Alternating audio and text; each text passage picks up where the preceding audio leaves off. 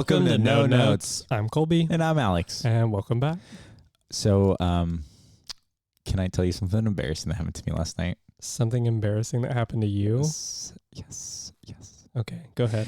So, my partner was in town for only 48 hours. He's been like flying around because of business, and he's going to Australia. Took off this morning or this afternoon. So I thought I need to create like a cute date night. Mm-hmm. So I was looking around and I saw Problemista at Alamo Drafthouse. So Love Draft House. Love Alamo Drafthouse. Wait, what is this movie though? It's by Julio Torres, and he's like in Los Spookies on HBO. Oh, okay. He's the writer for that show, and he's in it. He's like the guy with blue hair. Okay. He also wrote this movie and has Tilda Swinton. He's like, Tilda. He immigrates to the United States and has to be like sponsored his visa ship. Oh, yes, I've seen the trailer for this. Yes, It looks really amazing. funny, I can't believe you hilarious. saw that without me. So I got tickets to it, right? At 6 p.m. Friday, Theater 5. We go to Alamo Drafthouse. I didn't even know that had a Theater 5. We get in, we find our seats. It's row 2, seat 1 and 2. We sit down and I start writing my order. And then this lady, British, she comes up to us and she goes, "Sorry, I think you're in my seat." And I was like, "Oh, I think I have seats for row 2, seat 1 and 2. She's like, let me see your ticket. And we pull it up and we both have row 2, seat 1 and 2. So I have a screenshot of my ticket and we pull over like somebody that's working there. And I'm like, "Hey, I think we both have like the same seat." And the guy is super aggressive and goes, "That's a screenshot. That's a screenshot. No, you can't use that," and walks away. And like we all look at each other like, "What?" And she's like, I'm also holding a screenshot. So she's like, "Maybe like let's try to look our ticket in the email." Yeah. So I go in, and sure enough, yeah, we both have row 2, C1 and 2. And then I take another look at it. Wrong theater. It's for the following Friday, March 8th. Idiot. And guess what? The movie hasn't even come out. It comes out next week. I was in a theater for Dune Part 2. Did you stay for it? No, there's no seats. It was sold out. Well, I figured they would just maybe like let you exchange the ticket since you were already there. No, and I can't even go next week.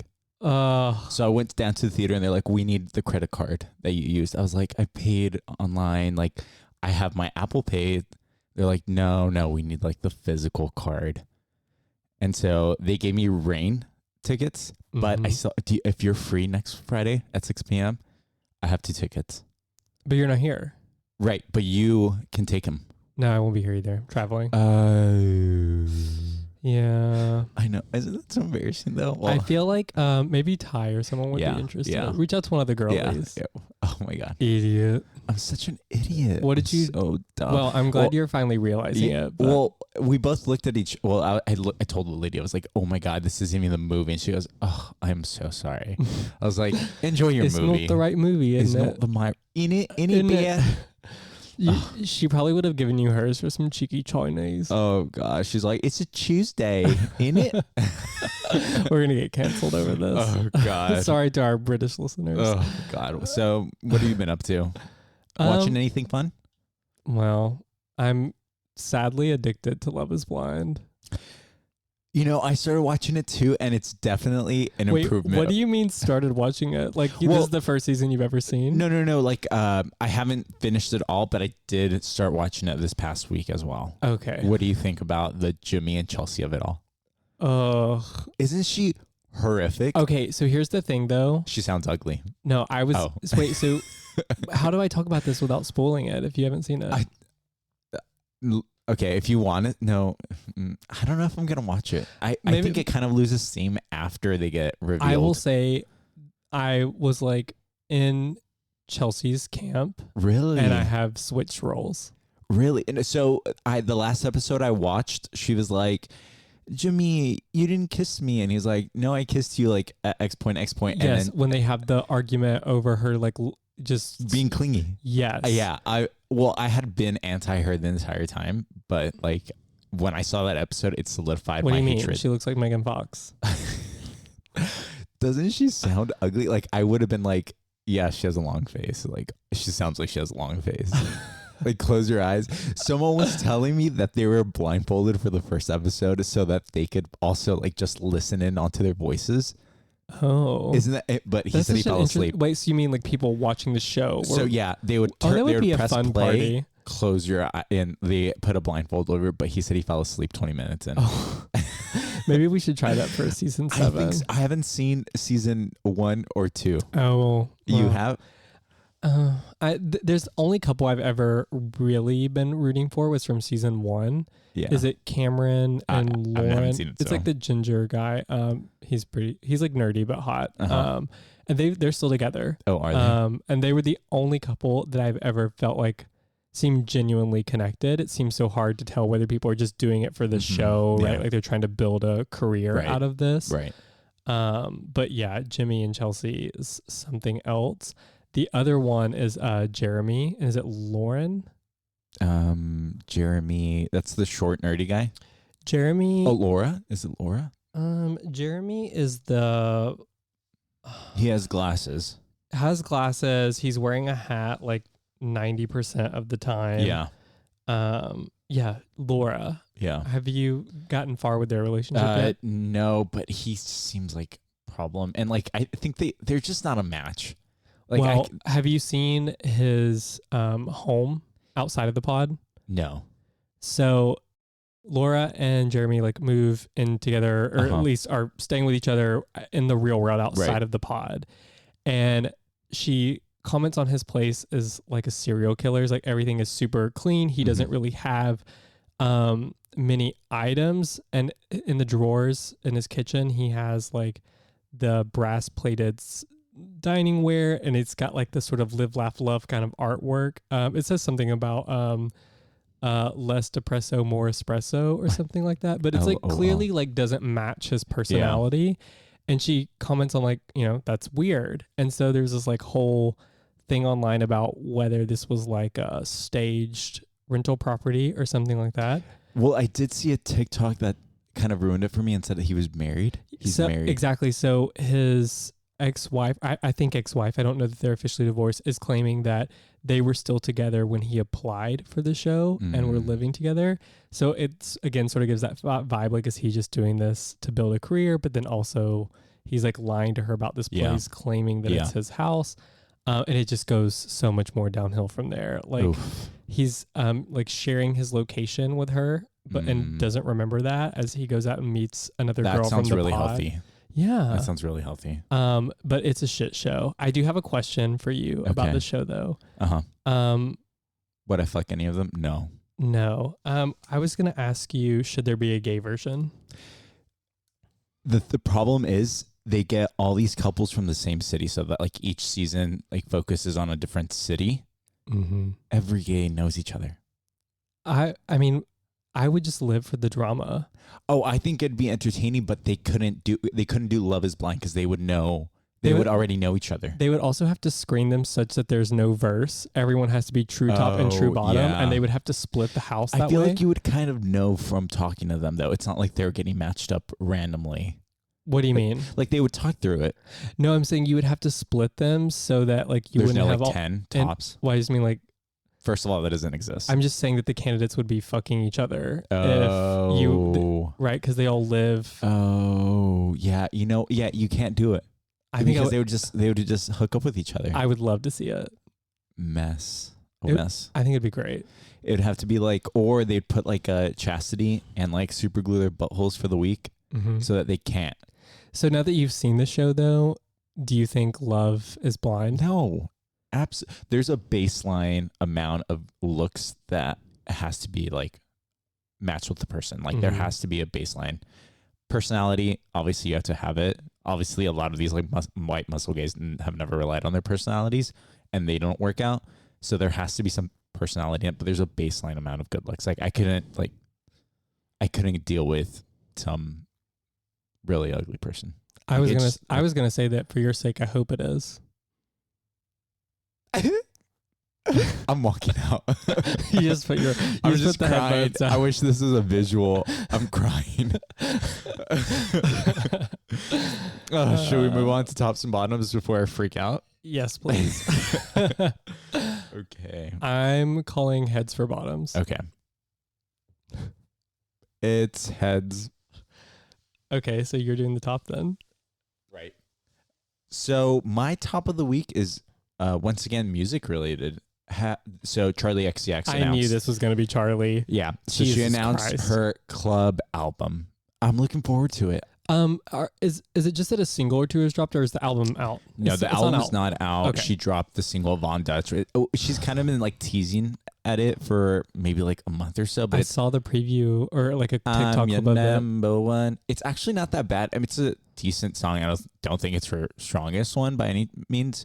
But I'm like looking forward to the other tracks she has, and it's gonna be a club banger. Also, just like in the grand scheme of things, like next week, Ariana. Then we have like Dua, Beyonce, Taylor Swift, like all within like 2 months. I think it's because like looking how the presidential election's probably going to go or seemingly headed. It's like the last year of gay rights. So they're trying just getting it all out. They're getting it all in. Gaga might also be releasing Oh my something. God. We need Gaga ASAP. Maybe by Gaga, summer. yes, Gaga, yeah. Yeah, but I really don't want a rock album from her. It's going to be Joanne Part 2. Let's hope it's not that. Yeah. Yeah, let's not talk about Joanne. Yeah. We don't mention her.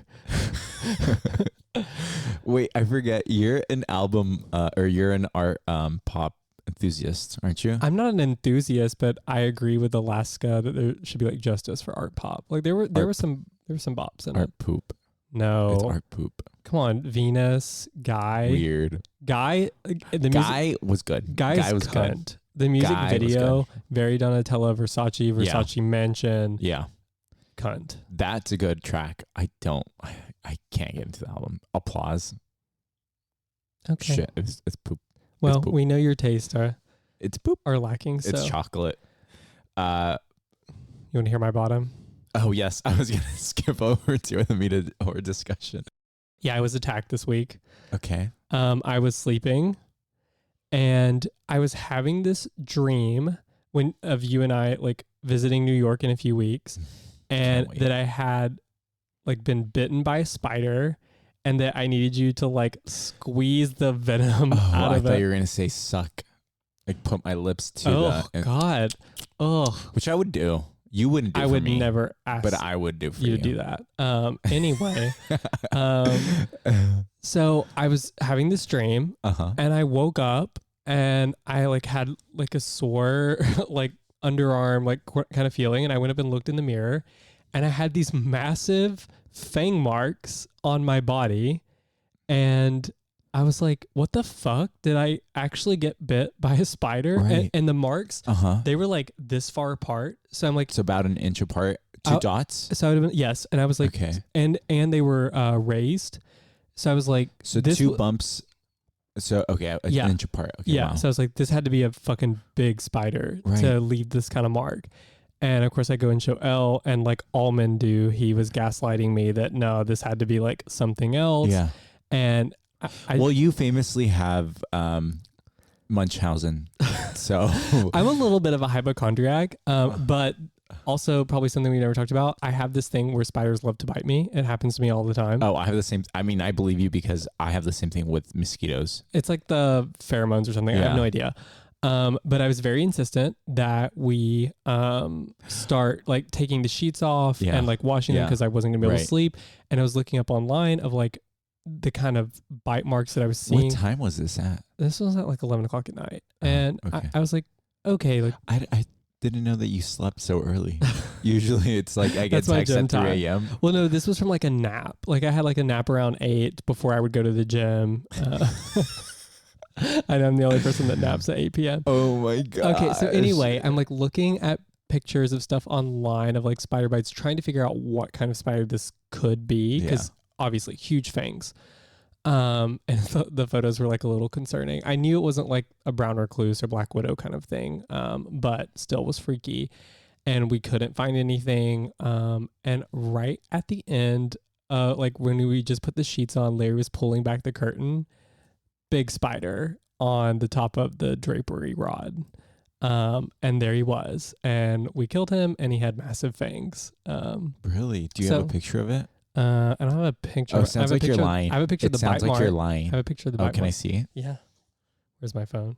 I felt really bad that he had to die. So R.I.P. to him.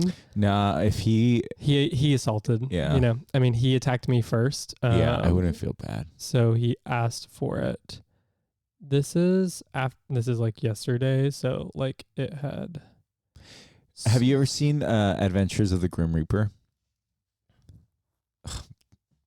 That's okay. This is 2 days after. I need a microscope. But do you see how like far apart that is? Yeah, Like, yeah. Those are big fangs. Yeah. So please, no more spiders in the bed. But nothing happened, right? Like there was like no medication, no like oozing. No, I haven't observed any symptoms yet. I mean, I haven't been shooting webs out of anything, if that's what you're asking. It's pointless. Maybe in another week or so. Yeah, give it some time. So what are we talking about today? So today we're talking about Castro, and more specifically Badlands as our no notes. Yeah. So we want to talk about this bar that's been around in San Francisco for forever. It was actually like originally a Western themed bar, I think, in the 70s or 60s. I know it was called Watergate West in 1973, and then it got renamed to Badlands in 1975, which is insane. Yeah, that's a huge run before it closed down. Yeah, such a long-standing bar that closed in 2020. Pandemic due related. to the pandemic. And before that, and we'll talk about it, was a really busy, really popular bar, but is now resurrected. It's back from the graveyard. Yeah, so before we get into, I guess, Badlands, I kind of wanted to talk about like what you think gay bars, their place in gay society. Yeah. I think even more broadly than just like gay bars, it's like the Castro itself is a community, right? Like a gay community, and one that has been sort of an epicenter of gay life. Right. It's probably one of the most famous gay neighborhoods. World. I think I think it was Life magazine that sometime in the 60s called it the gay center of the world. And even as someone who had not even come to San Francisco until 2017, like I'd always heard of San Francisco being this major gay metropolitan. And it still is, but I feel like there's been a lot of change in Castro and I guess every gay neighborhood across the United States and to San Francisco itself. Yeah, right. Like the tech bros, myself included, have changed the city, but the Castro has been eponymous of just being this major gay epicenter, and gay bars have been really important in our culture. It was a place where you could come together and presumably in a safe space and be with like-minded or, same-sex attraction people. And, we are sort of an invisible tribe, right? Like, I mean, maybe not you, because you can tell that you're a screaming, raging queen. Yeah. But that usually is what's going to be the inference when you have a dildo hanging out of your butthole. Mm-hmm. The plug. Yeah, the plug. Yeah. The doggy tail plug. She falls out, though. She falls out easily. Yeah, you should get a bigger one. But, we're an invisible tribe. Like, it's not always clear who's gay or not. Right. So it's, especially in a different part of our history where it wasn't safe to always be gay in the daylight. Yeah. We needed to have spaces that we could come together. And I will say that it, like the feeling of going to a bar is probably the closest thing we'll feel to like just existing in the world. Like straight people go to the grocery store, right? Everyone is straight. Straight people go to the straight bars and everyone is straight. But like the gay bars, I feel like that's the first time where people walked into a space and was like, everyone here is like me. Okay. Yeah. And not to say that like complete role playing, right, where you have to fit some sort of societal role goes away, but at least that version of you that you play in the workplace or maybe with like your conservative family, and all of that can sort of disappear and you can sort of come into your own. I mean, that to me has been like the point of gay bars. I did read something in the New York Times that said there are 45% less gay bars now than there were in 2002. Mm-hmm. Even though, we've been headed towards the road of like acceptance and legalization of gay marriage and unions and whatever. Like, why do you think this is happening? I think there's so many factors here, but I do think it's a little bit of a double-edged sword when you think about acceptance. Yeah. Right. That I see this with like the younger generations. I feel like I see less and less of like the Gen Z and younger crowds. Like, and I think we mentioned that in earlier podcasts. Yeah. I mean, they seem less interested in queer specific spaces. And it's because, you know, the world that they're building is in general more accepting of them, but they also haven't, and you know, our generation included has been somewhat insulated from this, hasn't gone through the struggles to understand why we've needed the protection and safety of queer specific spaces. Yeah. And a lot of the, you know, areas that gay bars took up, like the hooking up, the meeting people, like that has all been replaced by Grindr and other apps. Like, you know, you don't need to go to the gay bar to hook up. You can just go to the Equinox on Van Mission and just hook up in the steam room. I mean, to be fair, like there were always specific places that you could go for just sex, right? Like dark rooms and cruising spots. But I agree with you. I think Grindr has definitely removed the need for people to go out and necessarily have to socialize in order to get the end result they're looking for. Do you think that's like good or detrimental for our community?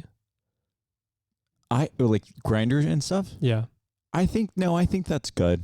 I think that's good. I feel like we still need gay bars because there still needs to be a space. Like I still remember like going to my first gay bar. Like that experience is like coming out of the closet, making friends, going to the gay bar. Like that was such an experience. Like learning to flirt. Like that's still very much needed. Like when we come out eventually, I feel like we are a little behind our straight counterparts. Mm-hmm. Like I didn't have like the open relationship, holding hands, talking about feelings, all that stuff that people go through in high school. And I feel like gay bars provided that space. Yeah. Yeah. And I think the double-edged sword applies to social media as well. Like I think it's great where, you know, people can sort of dip their toe in the water without having to necessarily enter a queer space. But at the same time, you're not forced to develop those social skills. Right. Or to learn how to flirt and like be romantic and have to court someone, right? Yeah. Like it's just straight to bed. Right. So I wouldn't say that there's probably not some effect of just that instant gratification. Yeah, I think it does allow people that are looking for only gratification to get it easily without having to create those social skills. Yeah. But again, if you are living in the bumfuck nowhere, like Grindr does provide you that space that a bar would normally take up because there isn't a bar, you know, in that area. Yep. So, you know, I totally see what you're saying. I think people do misuse Grindr and all those apps to get the instant gratification. But I still think we need like gay bars. Yeah. When I was sort of coming into, you know, of age, so when I lived in Atlanta, a lot of the bars were 18 plus. I was going to ask you, what was your first gay bar experience? Yeah. My first one, was a bar called Jungle. We don't really have an equivalent here to it in San Francisco, but it was like a full-on warehouse, DJs and like dark spaces. Probably not a place that should have been 18 plus, to be honest. Yeah, dark room, 18 plus. It wasn't that kind of dark room. I just mean there were like little dark nooks and crannies, and of course people doing whatever in the bathrooms. Yeah. But definitely a lot to take in at 18, but it was like so much fun. I mean, it was like, you know, I was turning 18 in 2008. It was a height of pop music. Yeah. Easy to have fun. But what I was going to say is that Midtown Atlanta, which has always been a really big gay scene, there were so many bars, not only bars, but their restaurants were pretty much gay only. There was one called Joe's on Juniper, and another one called Einstein's, and they just had these massive patios of just full of gay people on Wednesday, Thursday nights for bingo and stuff like that. Really? God. Yeah. And then we had a gay bookstore. So there was like all these little things that even if you weren't of age to go into a club, or you didn't want to do that you could get away from your little like small town. Like I was in Northern Georgia. about an hour away from the city, but I could come into the city for the weekend and like I could see a possibility for myself, if that makes sense. Like a version of myself and the life that I wanted to live. You could not see it in the small town that I was in, but I could see it here. Yeah. And I think that is something that we need to continue to build and focus on, are these like gay communities that like provide that. And like in San Francisco and the Castro, for example, similarly, we have a lot of restaurants that you're mostly going to see gay people. We have the Fabulosa bookstore that I know you and I love to go after a Barry's visit. The hand job nail salon. And I really think that we need to continue to like promote and support these kind of businesses. Yeah. Because the journey is different for everyone. Right. And you don't know like what someone's situation is, that like we think the world has become more acceptant and tolerant, and in many ways it has, but that's not necessarily the case for everyone. Right. And so we need to make sure that we have these spaces where people can come and feel safe and included, and bars are that as well. Right. Right. I mean, it's just part of it. What do you think about the fact that a lot of these gayborhoods are, because they're usually, or they were typically cheaper to live in, straight families have moved into these spaces? You mean now? Now, yeah. I think the pandemic accelerated it. Right. With the pandemic, people left for other opportunities, and to your point, that made some of the real estate in the Castro, for example, cheaper than it had been for a while, because it was a very hot, popular, in-demand community, and that created opportunity for all these new types of people to move into it, and it's shifting the landscape a little bit. I don't really know how we fix that problem, but I don't think there's going to be a right solution. Maybe like some sort of a designation as like, or preference for businesses to be. Maybe we should start banning them, or at least a cap on the straights. Or just like, if this was a gay bar, like it should go to a gay bar owner next. Yeah. Something like that. Or we could put like higher taxes on the straights. Or what if we create our own version of like the sundown towns, where it's like after 6 p.m. you better not be straight or on the street. Like it's we can bring back Club 96, and at midnight it becomes Club 69. I mean, I've said this before. I like my queer spaces to be something that straights are uncomfortable in. Yeah. And that's why I'm pro dark rooms in the open. When I first moved to San Francisco, I could go an entire weekend without seeing straight people. Yeah. And I want to keep it that way. What was your experience? Like, I remember you visited San Francisco before you actually lived here. Yeah. So prior to the pandemic, like when you visited Castro, like what were your thoughts? Yeah. So the only time I had ever visited before moving here was when I worked at Uber and visited as a part of my onboarding in 2017. Mm-hmm. And I think the Castro in that moment in time lived up to like everything I had ever heard of. I went bar hopping with coworkers to, I think it was gay or straight? Mixed. No, get out of here. You're just trashing on them. You just said I could go to Castro without seeing straight people. No, it was like 2 girlies and a gay. Get out of here. But traitor. We went to, I think, almost every bar in the Castro, packed to the ceiling with people. Yeah. The music amazing, the drinks flowing. Like, I remember you would have to actually wait in a line to get in anywhere. Everyone was like attractive, diverse, very queer. And I was taken aback, even coming from Atlanta that is so gay. I think Atlanta has historically had a very narrow lens of gay life. The South has its problems. Right. So it was very interesting and very different for me and exciting. And one of the bars I went to actually was Badlands. So I want to talk about that in our no notes. God. But what about you? Like, you grew up in the area. Yeah. What has your experience been like with the Castro? So I went to school I went to UC Santa Barbara, and my first gay bar experience was actually driving 80 minutes to Los Angeles with like a group of people. It was straights? No, gays. All gay. It was Avery. Avery was in that. We would chug alcohol, and then we would hold our piss until we get 90 minute. It was a 90-minute drive to, and someone would have to be a DD. We'd go to this 18 and over club called Tiger Heat. It was messy. Like it would play pop music, but it was just like messy. It was just like twinks everywhere. God, I miss twinkdom. And they would drink under the table, so they would just be messy. You would have this was like the same for me. There'd be like the one person that would be old enough to get drinks, and everyone has the wristband that has to get them for everyone else. Yep, it would be annoying.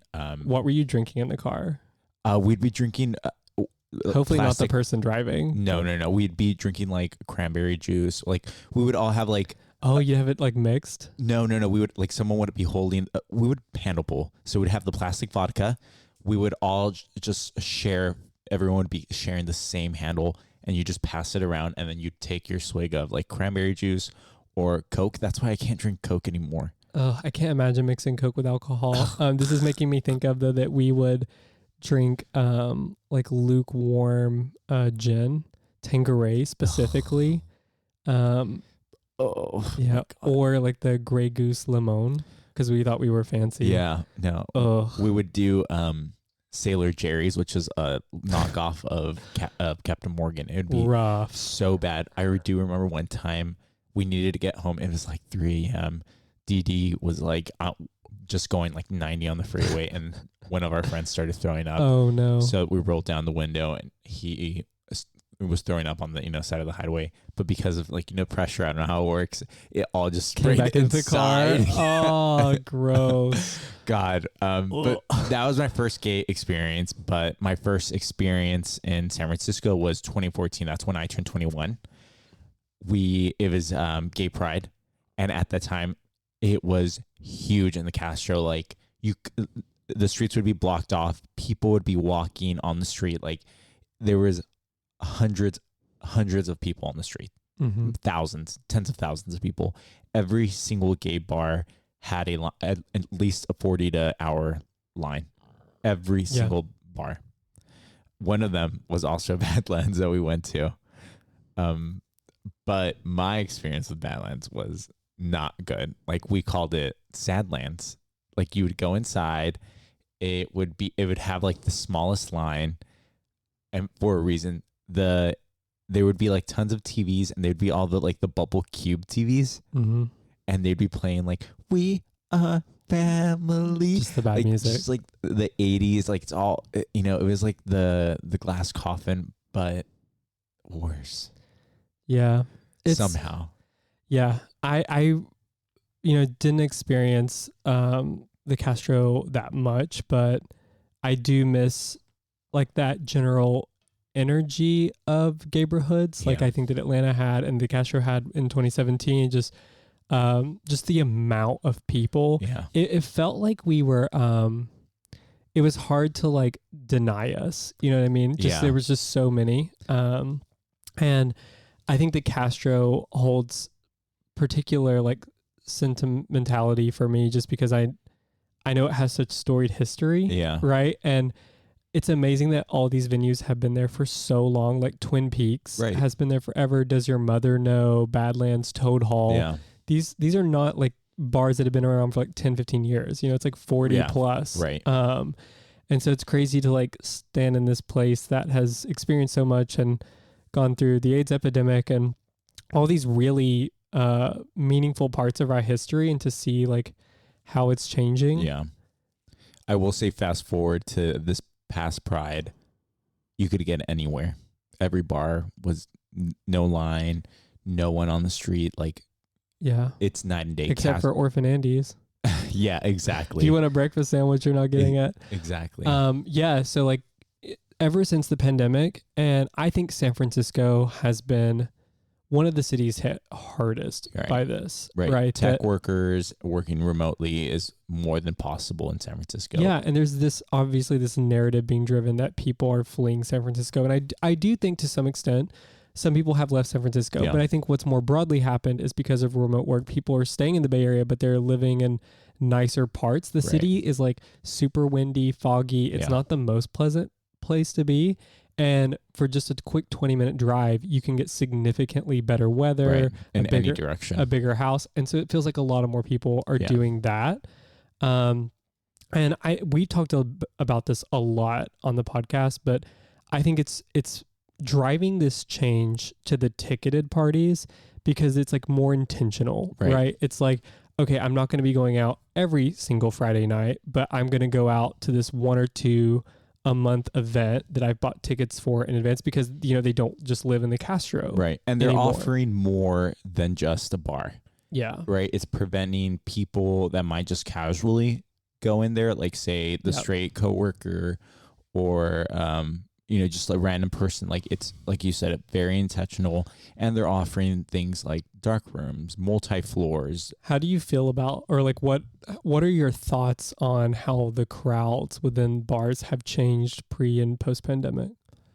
I definitely see more of a mixed crowd. Yeah. Like if you go to any of these gay bars, like Bo, right, it's going to be at least a third women.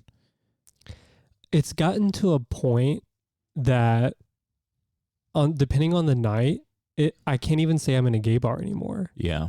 Yeah, and the problem is when the straight guys come in and they're drunk and they're aggressive, and it can be really scary as a gay person because they're, you don't know what they're gonna do. And I'm guilty of they're monsters. So in Atlanta, the majority of my friends were straight guys, and they would go out with me. Get out of here. With that being said, I always would be the first to check them. Like if someone hits on you, to say thank you and you move on. Right. You're not going to have an attitude. You're in a gay space. You have to respect that. But what I'm seeing is these women that were either fag hags or they think it's just funny to come hang out in a gay space, which often feels like we've talked about this where they treat it almost like a zoo. Right. That they'll come there and then they'll drag their boyfriends along who didn't ask to be there. Yeah. And then they get pissed or upset when gay men are hitting on them because they don't know their sexuality. Right. And they're just not respecting the space. Exactly. They're aggressive. They're pushing. Taking over the dance floor. Yeah. Or, they're pushing to get drinks at the bar.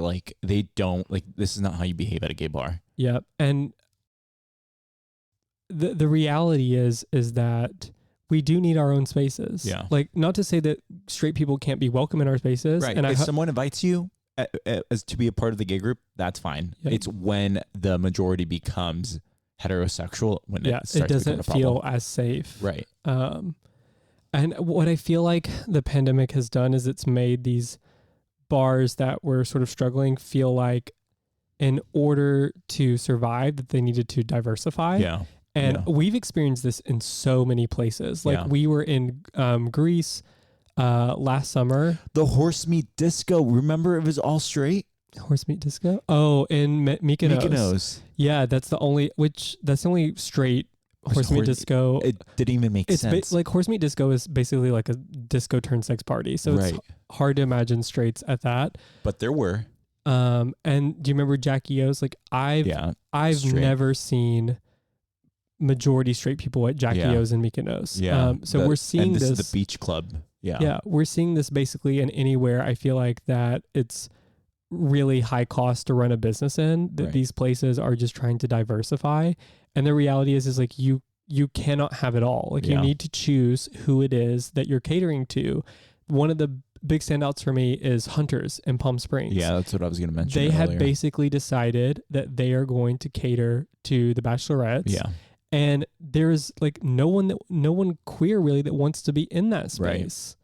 Right. Yeah. They bring in the money, right? So they're going to be the ones that get the tables because they have, their bachelorette parties. Yeah. They're going to be buying the bottles. Same thing with the beach clubs. Right. When we're there, what happened? There was a bachelor and bachelorette party. Yep. Yep. They're the ones that bring the tables, buy the bottles. And it's just, they're trying to get their business out. People, it seems like gays now only kind of want to go to these ticketed parties because it's more intentional. Yeah. So they have to compensate somehow. So I think that's where it's going to be. They're going to advertise more towards the straights. There's always these macro trends that are driving these things too. One of the things that actually opened up the Castro to being available for all these gay people, queer people to move into it was the adoption of automobile. The automobile had been around for a while, but people continued to by them, and that allowed people to like travel further distances and all of that. And so they didn't necessarily need to live centered around their grocery store and all these other things. Right. Yeah. So that freed up a lot of the housing for other new types of people to move into it. But like a macro trend that I think that applies here is also substance abuse. And I'm not sure like if a lot of people connect the two, but substance abuse has definitely played a part in like our community's history, right? Like bars were places, especially in 50 years ago, people would go to underground parties and take hallucinogenics and things to sort of disassociate and numb themselves. And just say that was you last week. It's you, girl. But that's also shifting, right? Like we're seeing like a legalization of a lot of these things, and people are drinking less. Like companies are having a hard time pushing liquor. Right. And again, like businesses aren't doing well because people aren't buying liquor. Yeah. Right. So people are like staying at home and having edibles or whatever. So this is a long-winded way of saying we were not excited to check out Badlands. Yeah. For our no notes section this week, we visited Badlands. As we mentioned, it's a bar that has resurrected from the past, and Alex is a hater of Badlands. Yeah, like I said, called it Sadlands, terrible music. The place was definitely from like the 80s and it hadn't been touched since. Do you have an icky memory of it that made you a hater of it? Do you remember Merman and was it Aqua Boy? Yeah. You know, in SpongeBob, like they're like the cartoon characters, right? Yeah, I don't know. Is his name Merman? But I know who you're talking about. Yeah, Merman. Yeah. The old guy in the wheelchair. Yeah. And so that was the clientele. Okay. Up until it closed, 2014, 2015. That was explains the music. Yep. Like they wanted, they were having their sundown time, so this would awaken them.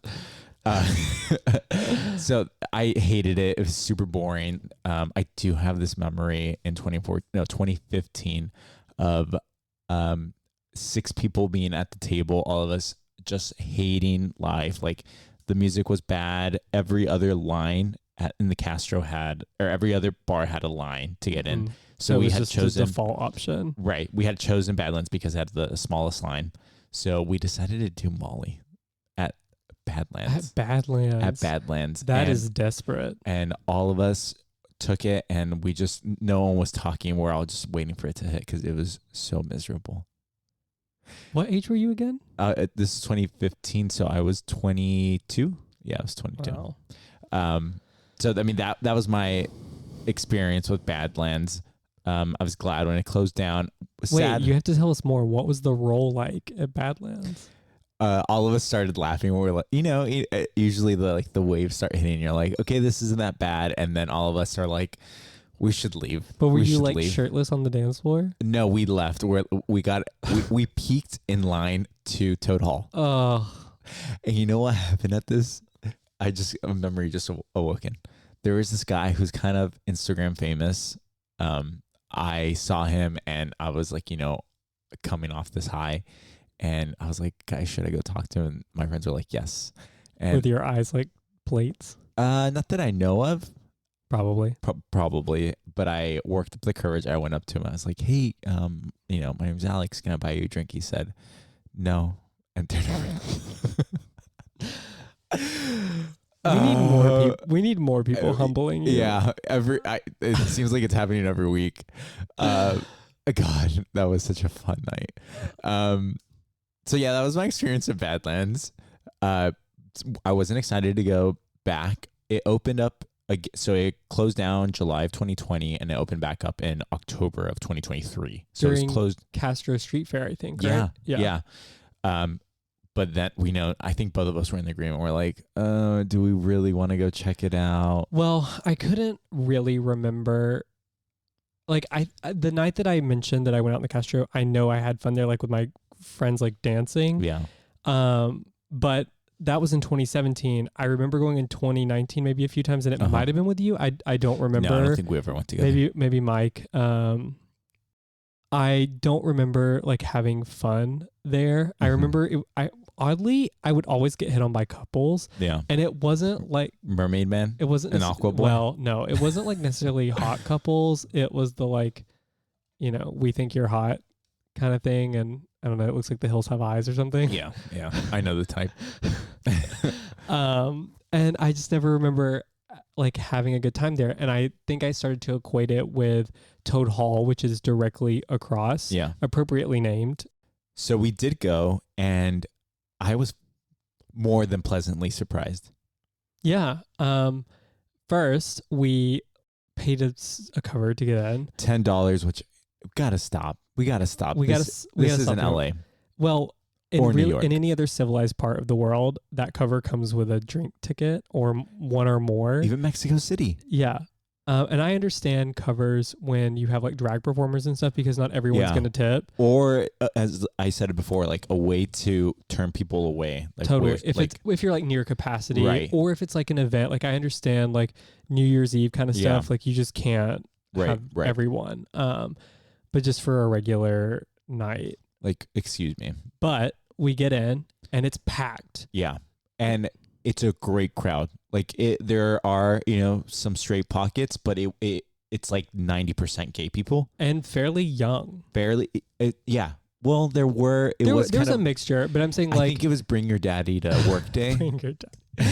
I was going to say that, well, we can talk about him in a minute, but there was an interesting daddy on the dance floor. But at that moment, I was like, oh, nature's healing. Oh, God. But yeah, super diverse crowd, super young crowd. Yeah. But it was the first time that I had walked into a bar in the Castro that it even remotely felt like the old 2017, 2014 days. Yes. Yeah, mid 2010s. Yeah, like, I agree. Packed to the walls with people. All gays. Shirtless people. Yeah. We weren't, but... well, we got to give the people a break every now and then. And the music... was great. Oh my gosh, it was pop music over and over. They definitely had like some sort of algorithm because it was, I don't know if you noticed, it was like Beyonce, Ari, Megan, Nicki, and they're like repeat after a while. Did you notice that they played Nicki and then Megan right I know. After pew, it? Pew, pew, pew. It would have been funnier if it would have been the two competing tracks. Yeah. Or what if, you remember how they used to have the claymation of the like... people fighting, the celebrity fighting on MTV. That would have been great. So I was really blown away at just the crowd. Also, one thing to note is that Badlands is a video bar. Yeah. Which one of the guys in our group, Ty, had like asked me, he's like, what's a video bar? And I'm like, oh, it plays music videos. And we don't have a lot of those. I feel like it's a dying breed. It is. I've always wondered, do they have the license to play those music videos? Like, can you just do that in an establishment? That's a great point. I think you do have to pay. So I think they just do it anyway. Whatever.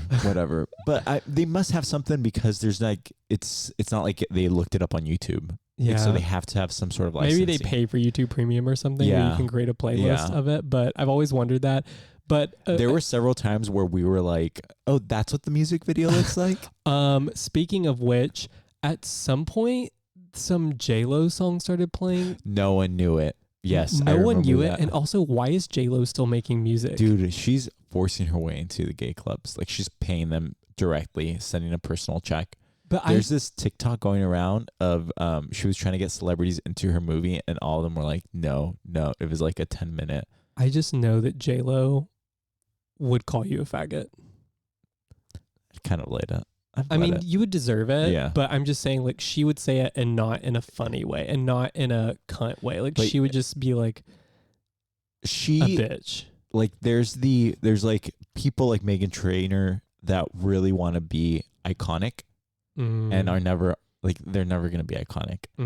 But J-Lo is like the wiggly version to her Jigglypuff. I don't think I follow the reference, but I'll trust you. Just no, it makes sense. Okay. Period. So let's talk about the bar itself. So the layout has not really changed. No. So yeah, it's like a hallway that opens up into like a giant circle dance floor. Yeah. There's like, you walk in, the main bar runs the length of like kind of 2-ish rooms on the right. Right. And then there is an entry room on the left that for some reason my brain is remembering that used to be like a pool table. I think there was a pool table. Yeah, I'm pretty sure that like one of the couples that was hitting on me one time was like leaning against it, which is why I remember a pool table there. And then to your point, you walk all the way to the back and there's this big sort of circular type dance floor where there's mirrors on like half of the circle. Yeah, so it used to be like there were license plates all over the wall. I don't know if you remember that. And TVs, the cubed TVs. They were cubed TVs on one side, and then on the other side there were these weird circular lights that kind of look like Connect 4 or something. Yeah, something really weird. Very odd, but now, they've done floor to ceiling mirrors. Yeah, fun. Yeah. That's one way to describe it. Well, it's weird because I cannot look at a mirror, otherwise like I'm going to be tempted to look at myself. Of course. I don't know if you are. Narcissus over here. But I feel like everyone's like that. Like you have nothing to stare at, so I might as well. Oh, and so like I was glad to be the person that had the back to the mirror. It. Because I just get distracted. Mm-hmm. I'm like, who's that? Just captivated by your beauty. I'd be like Narcissus, like the actual Greek mythology. Mm-hmm. Like, die. Well, I mean, you were also with me, so you could have just enjoyed my visual beauty. Yeah, I think you're more of a radio voice type person. Made for podcasts. Yeah, exactly. Did you have a good time though? Yeah, I had a great time. I think the one thing that I have noticed that I think we kind of hinted at last episode, there is a culture, especially in Castro, about having pushing your way through crowds. Oh my God.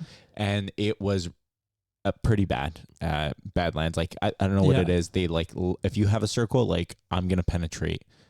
Well, this is driving me even more crazy because to your point, the bar was mirrored. Yeah. You could see it end to end. Yeah. So I understand where like you might not be enjoying where you're dancing and you're like, okay, I'm going to go see what this other side, what's going on the other side of the dance floor. Yeah. You could literally see the whole bar and everyone. Right. So I'm like, why are you coming over here? No point. There's no point. No point. So that part I hated, but this feels like an American thing. I don't know what it is about it. It's like, we feel like it's like FOMO or something where you just have to constantly feel like you're shifting around. So that part, I didn't love. I will say this might have been the first time I've been sober in a gay bar, like completely sober of anything. And like, I guess I took an edible. Yeah. I was going to say, no, you weren't. I had to think about it. You're right. I took an edible, but I'm saying like we weren't drinking, or at least I wasn't. Yeah, I wasn't. And so I don't really consider an edible anything. It was like 5 milligrams. Right. So okay. Diva. Wasn't really doing anything. Expert over here. But I'm saying like Combustion on 5. I actually had fun just sort of dancing with our group. Yeah. And I usually don't unless I'm disassociated. Yeah. No, but it was fun. I felt like everyone was in the good mood at the bar, like not just our group, but the music was flowing. They had a giant disco ball that was like overhanging. Yeah. That's fantastic. What did you think about the daddy and the twinks, the 2 twinks?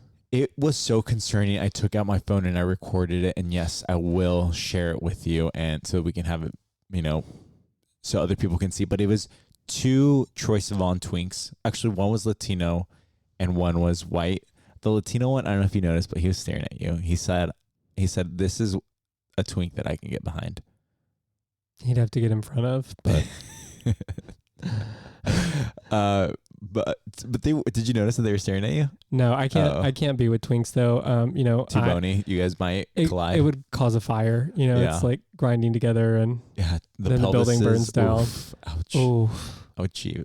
Very bony. Yeah. But they did. I don't know if they knew the guy or they just allowed him to exist near them for half an hour. Mm-hmm. But they found some like 65-plus-year-old guy. And this what do you think about age gaps this big in relationships? Where it seemed to be a 45-plus age gap. It's too big. I mean, like, there's just no way that you have anything in common. That being said, it doesn't have to be about a relationship. Maybe they just want to hook up. But even at that point, like, it just feels... like the power dynamics are... There's a power dynamic there. But this wasn't just like an elderly gentleman. Like, he legitimately looked like someone's veteran grandpa. He might have even been wearing a veteran's hat. Yeah, that's what he looked like. And had like the bomber jacket and everything. I know. You know what? I'm gonna find the video and see. My entire image of him has been distorted. I don't know what he actually looked like. I want to think that he was like a sweet man that was just complimenting some like. Look at this live reaction.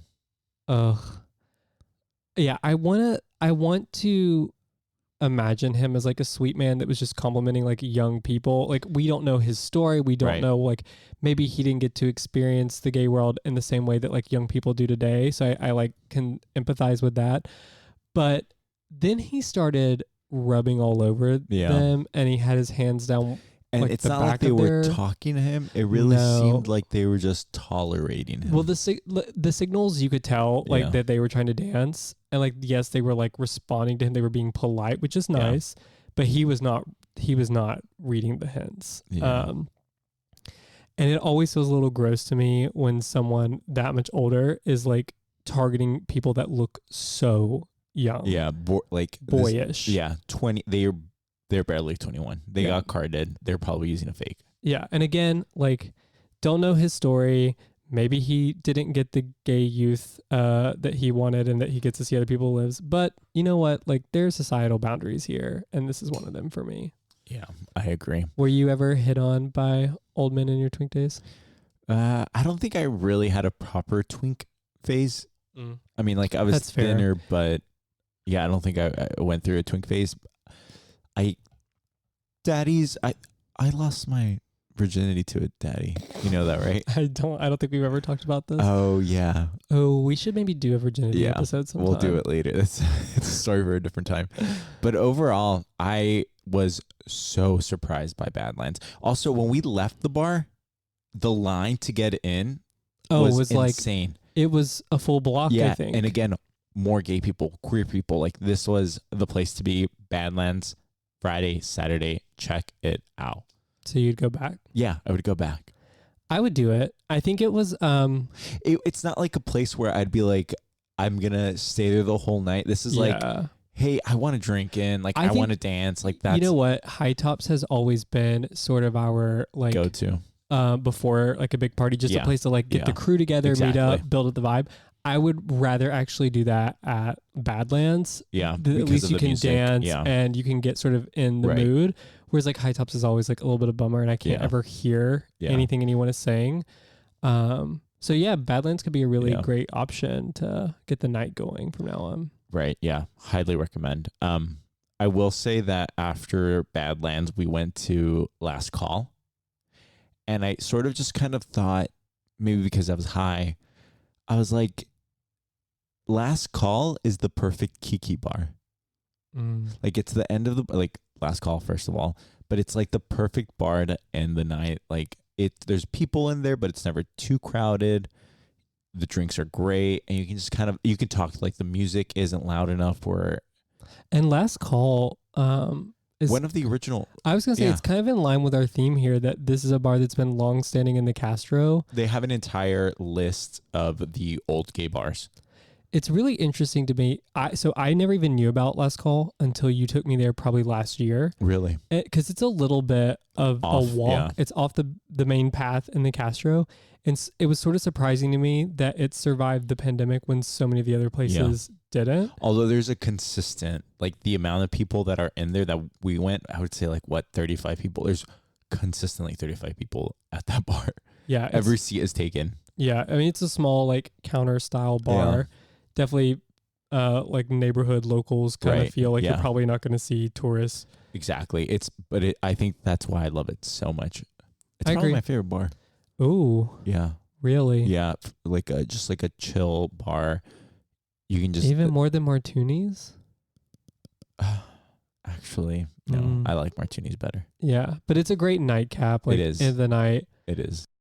Also, we don't like, instead of going to someone's house to end the night at. Yeah, it does kind of feel like that without having to go someone's house, that you're just no like, one wants to host. One last little drink, or if you want to just have water and sober. But it's a nice little spot to do it.